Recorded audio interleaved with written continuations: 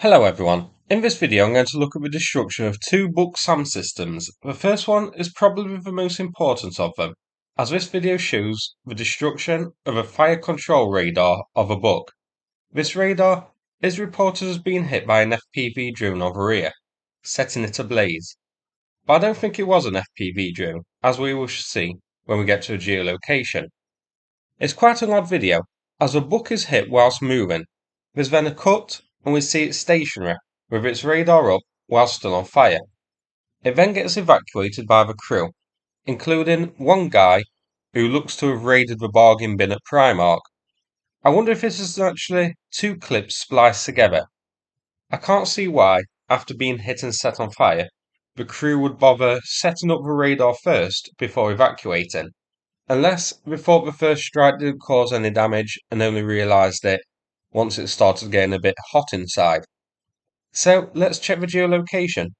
Twitter user ScriptOchta did this. So on screen is the original strike and where it ended up before being abandoned. So they are very close, which does suggest that this is indeed the same Buk radar. A very odd choice to set it up before evacuating. Here is the Buk's location zoomed out, so you can see that this occurred in Luhansk district. On deep states, this was 43 kilometers to the front line. Now, as mentioned, this was reported as being an FPV drone, but surely not at this range. We haven't seen an FPV drone used at this range before, so I'm sure this was something else, but I'm a bit boggled if I can think what. It was moving when it was hit, which I believe rules out HIMARS. So could it be a long-range air-to-ground missile like HARM? I think we could rule HARM out because the radar wasn't active at the time. Now I wonder if it may have been a drone, and Ukraine has some new Lancer variant of their own with very long range. Remember, Lancer, we've seen the Russian variant hit targets around 60 to 70 kilometers away.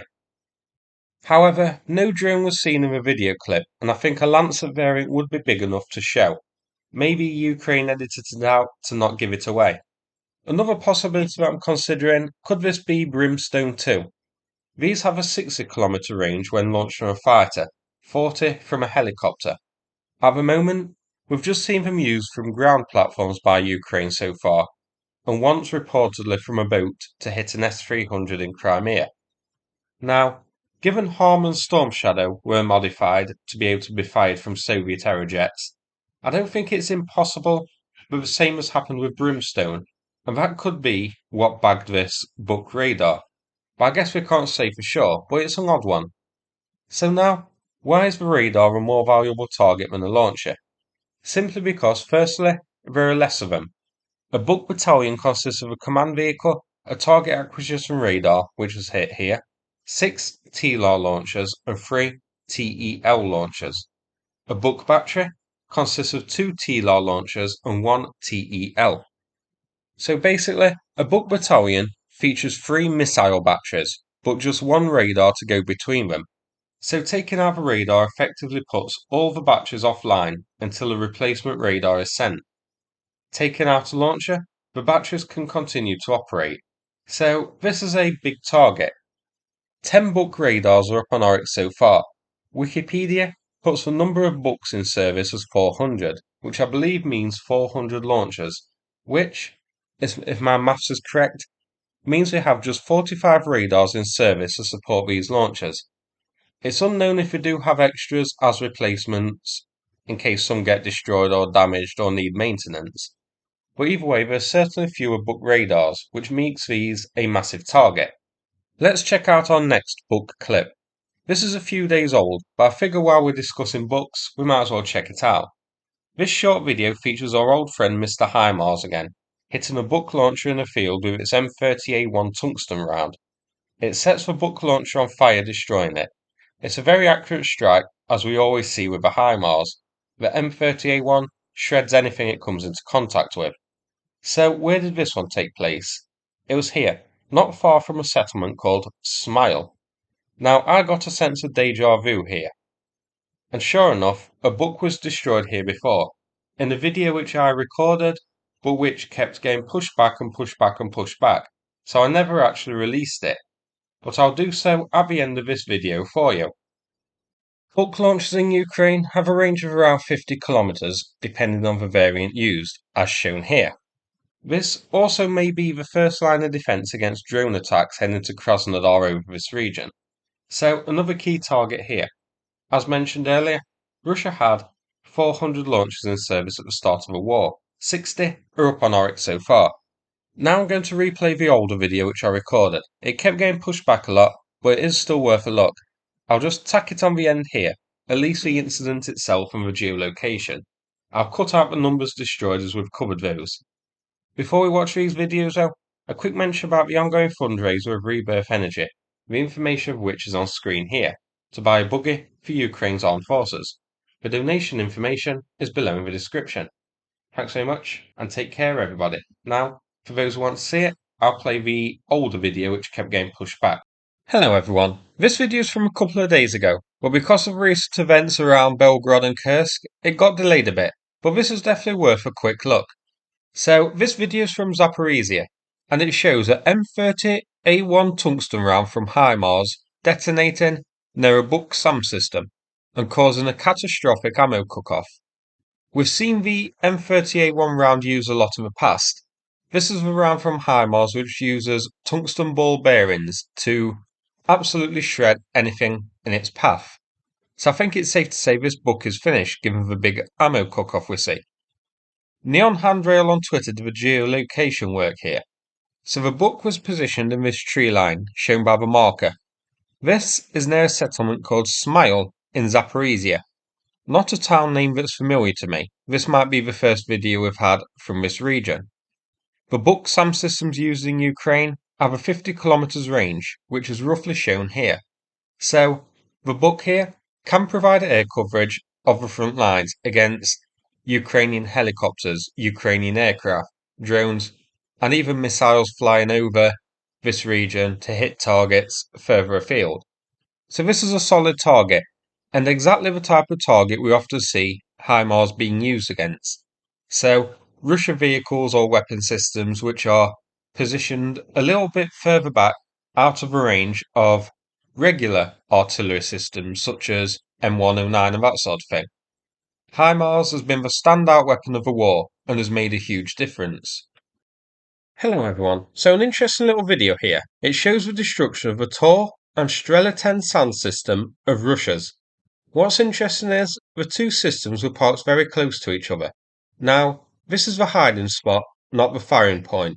And what a great hiding spot Russia picked, in the middle of some barren trees. I don't think they're going to be winning the hide and seek world championships anytime soon. The Strela is already there when the Tor arrives, with a spotter drone observing. And also, a side note, check how clear that drone footage is. It's excellent. I think this is the Shark UAV which is being used here. We then see a nice strike from HIMARS, the Tor actually managing to survive the first impact, and we see Forrest Gump then run away. This wasn't the M30A1 tungsten round which was used here, it looked to be the standard HIMARS. Maybe, with two vehicles so close to each other like this, M30A1 tungsten would have been better. Anyway, the Strela 10 is destroyed, but that isn't the end of the video. There's no escaping the Shark or Mr. HIMARS. We next see the Tor as it's pulled up in a fresh hiding spot, and HIMARS is again called in on it. The Tor stopped running too soon. Ideally, it should have run to the border and never looked back. This time though, there's a happy ending for us at least, and the Tor SAM system is also destroyed by HIMARS. So two great strikes here, hitting two important SAM systems of Russia's. I'm a bit surprised that the Tor survived the first blast, but it was got in the end. Also, a bit of a mistake by Russia, hiding two SAM systems so very close to each other like that. It was asking for trouble. Here's the geolocation. So number 1 is where the first strike was, where the Strela 10 was hit, and number 2 is where the Tor fled to before biting it as well.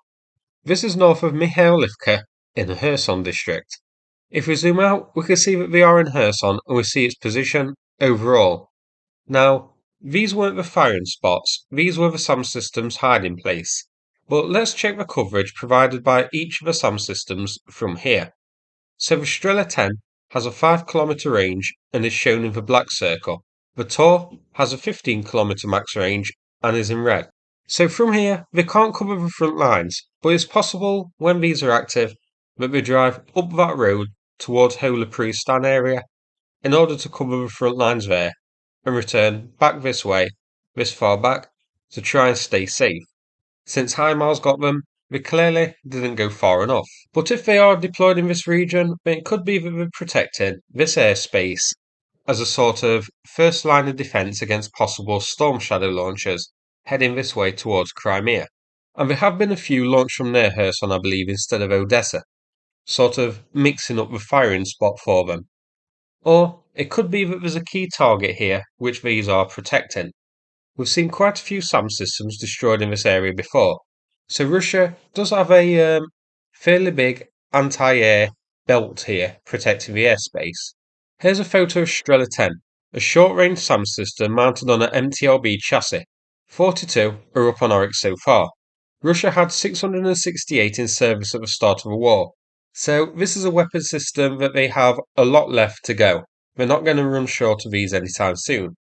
Here, the Tor, 196 in service. Now 42 of these of all variants are destroyed, so Russia has lost a sizable chunk of its Tor fleet.